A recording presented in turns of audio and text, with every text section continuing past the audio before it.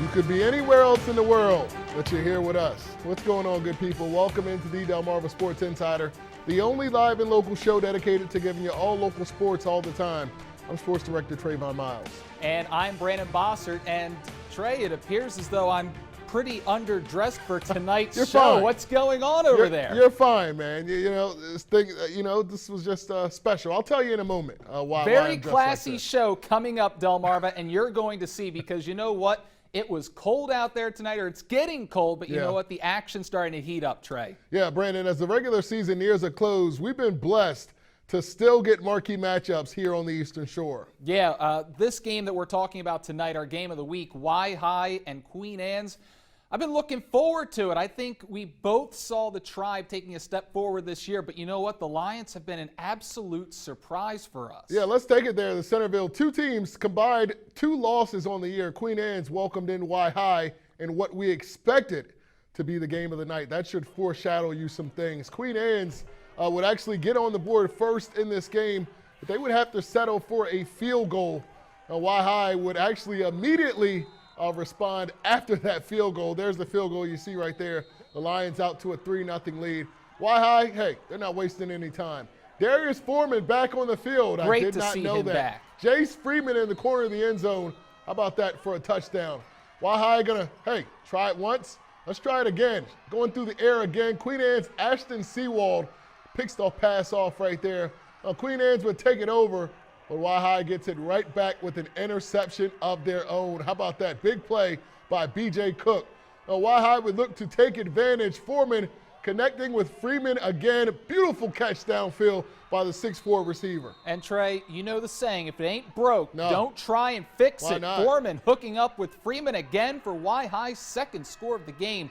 Great to see Foreman back under center. Just a totally different offense for Y-High. Then the Tribe just getting warmed up. They go for 2, and they find who else but Freeman in the end zone. Y-High up 14-3 going into half, and the Tribe take this one a final of 43-10. Trey, I do not believe Y-High is 33 points better than Queen Anne's after what I saw last week in Berlin. I cannot believe the Tribe went up to Centerville and routed the Lions like this. Yeah, well, look, you know what? If you were wondering why I'm dressed like this, it's my funeral. I picked Y-High to lose for the second time this year. My mentions are in shambles right now. I'm sure a lot of the players were looking for me tonight in Centerville. Trey, I cannot believe you went against Y-High in this game. I'm sure Coach Isaiah Taylor is looking for me as well. But you know what, Brandon? It's for motivational purposes only. No, honestly, I thought that Queen Anne's would have a little bit of an advantage. They came in with a great streak going. But you know what? Honestly, they haven't seen anything like Y-High. Add on to the fact that Darius Foreman was back for the Tribe. That was a big thing. And also, KJ Smothers did not play much for Queen Anne's. Honestly, 43-10, I don't know how much of a difference it would have even made. Now, he is a dynamite player, but 43-10, 33 points. Brandon, you say you can't believe they're 33 points better. You know what?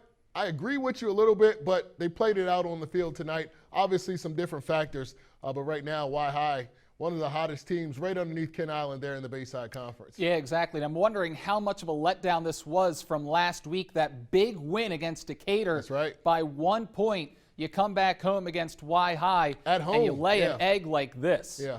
So we'll see how this affects Queen Anne's moving forward. Now let's move to a big game for the Colonels in 1A. They were hosting Cambridge tonight. The 1A division title on the line. Cambridge not playing around out of halftime. Dario Belizaire on the keeper. He's he fast. had running room, and there he goes. About 50 yards to the house. And the Vikings out in front by 6. You know the vibes. They were knocked down, but they got right back up. Colonels take to the air. Colonels passing? What is going on? Out to Cameron Lake. Lake comes down with it. Big-time players making big-time plays. That tied us up at 14. Here's the 2-point conversion. Robbins keeps it, and he is in. All right, let's move forward now. Fumble right here, and Colonels are going to jump on that loose ball. Now Cambridge with one more play right here. It's going to go to Belizaire, and Belizaire comes down with it. Is he in bounds? The referee's going to come together, and you can see the referee there say, no, he was out. And Colonel with their first win over Cambridge since 2005, Trey. Wow. This was a huge win for them and their first 1A division title 16-14. in 40 years. I seen where had a mistake, and I had to capitalize on my mistake and come back and help my team. I had to believe in myself to catch that, but when I caught that, I just knew it was over. A lot of times our guys see the name on the jerseys and we back down. So all season I've been telling guys, don't look at the name on the jersey. Everybody can get hit like we get hit. We're better than that. People bleed just like we bleed. So finally tonight, they didn't look at CSD as a name on the jersey. They went out and they battled hard with them. It's a big one. It's a big one. I'm great to be a part of it too. Congratulations to my man James Jackson. Also, they did that without Cam Irving, their best player. Decatur hosting Easton on homecoming. Kevin O'Connor hitting Logan Weems for a touchdown. Easton up 7-0 late. The Hawks bounce right back. Ashton Snellsire hitting Bryson Coleman deep for 6. 7-7 game late in the first. Easton takes a 2-score lead in the second quarter. Decatur working to get back. We like defensive touchdowns here. Luke Mergo sure likes do. him as well. He picks off the defective pass. Big play Takes there. it to the house. Decatur up 8 at halftime. As we said, we like defensive touchdowns. You're really going to like this one. Play of the game here in the third. Easton driving. Joe Bucksbaum picks off the pass, and he's going 90 yards to the crib. Yes, sir. So instead of a potential tie, Decatur goes up 2 scores off of that play alone. Murgott would add a few more touchdowns. Decatur wins on homecoming against Easton by a final of 49-28. And a few more scores from around the Bayside. First of all, how about this first one? The Parkside Rams shock North Carolina. They Absolutely beat them 28-20 shocking. at Wicomico County Stadium tonight. North Carolina has now lost 3 straight games, Brandon. I don't know how long it's been, but I can tell you it's been a long, long time since that team has lost 3 games in a row. Yeah, we normally don't see North Carolina losing 3 in an entire season. That's right. So I'm wondering how important is it to for a team to beat North Carolina at this point? How prestigious a win is that? Snow Hill, no answers for Northampton. Eagles fall 50-20, and then Kent County, they shut out Washington 16-0 is the final score there. All right, let's move on to Delaware. How about this? The Dover Senators enjoying a resurgence, but they're playing against Smyrna tonight. Cameron Edge dropping back. He's going to hit Devin DeMoe down the sideline for a big gain. Edge once again working through the air, avoids the sack, tosses one high to Wayne Knight. Number 25 does the rest, takes it in to break the ice. Smyrna on top. Smyrna would make some mistakes in this game, make no mistake about it. They fumble here. Dover's Ethan Roth jumps on top of it. But the next play, they give it right back. Brandon West hopping on the loose ball for the Eagles. And guess what? They would capitalize from there. When in doubt, give it back to Knight. He takes it in for the 9-yard touchdown. 1 of 4 on the night. And here is another one from Knight. Yeah, just before the half, Knight just shredding the defense. 35-yard touchdown right here. Smyrna led 20-0 at the half, and Trey, they go on to win 34-13. All right, last night, Lake Forest looking to avoid 2 straight losses for the first time this year. Playing Caravel. How about this? Spartans Jameer Marable getting the pick, taking it down the 10-yard line. Lake unable to convert this play, though. The Caravel defense stuffing them. We'd be scoreless at halftime. Second half, the Bucks start to assert themselves. We've heard this name, Brandon. We don't cover this team, but Kaishawn Drumgo is a problem.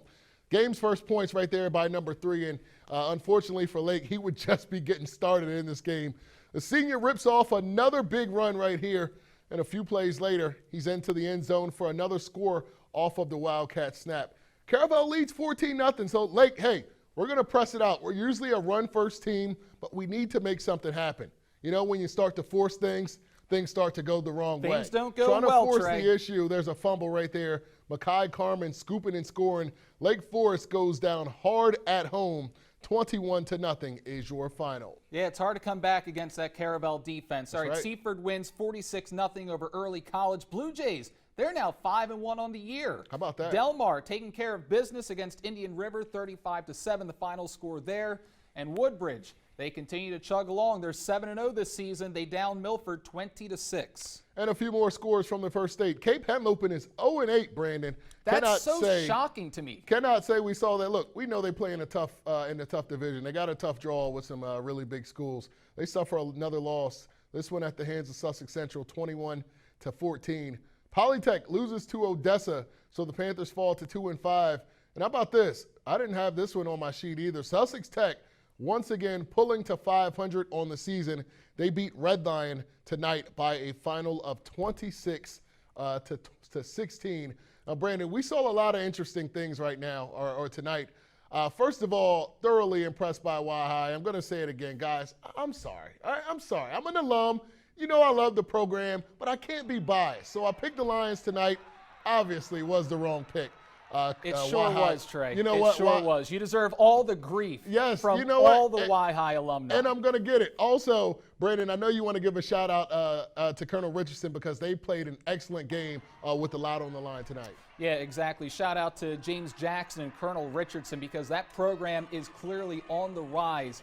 They're disciplined, and not only they not only have the athletes like Cam Lake and Cam Erickson on that team, but they play as a cohesive unit. That's right. And that's the reason they were able to beat Cambridge for the first time since 2005. There were times that Cambridge came out, and it looked like the Vikings were going to take this one over, but Colonel never strayed from their game plan. They pounded the rock all night, and they earned this win tonight. Yeah, also really quickly, Brandon, we expected a lot of points from Easton and Decatur, but how about 49-28?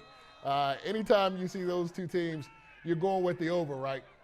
Yeah, every single time. And one more thing, shout out to Parkside for that huge win over North Carolina. Yes, we cannot forget about the Rams. I'm sure Coach Riley is smiling tonight. That's going to do it for the A block. We're taking a quick commercial break, but when we return, we're chatting with Salisbury football head coach Sherman Wood ahead of the team's homecoming matchup with Kane.